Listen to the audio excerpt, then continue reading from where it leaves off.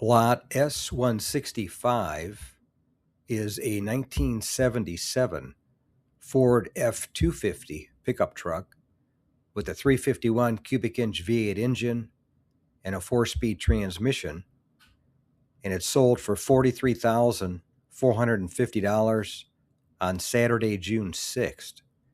And I'll read from the Mecum website. Odometer reads 91,654 miles. And the highlights are Raven Black, 351 cubic inch V8 engine, 4-speed manual transmission, power steering, power brakes, freewheeling graphics, chrome roll bar, 4 Hella fog lights, 17-inch slotted aluminum wheels, copy of Deluxe Marty Report. And these Fords with the freewheeling graphics really took off in the last couple of years.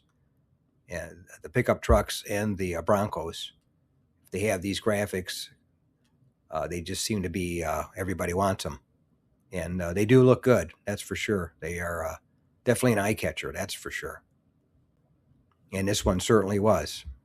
Thanks again for watching. I appreciate it. And by the way, here's a couple of videos of the 700 plus videos that I have on my channel, Car Finder. This will take you over to my page, and you can take a look at any of the videos that are there that look good to you.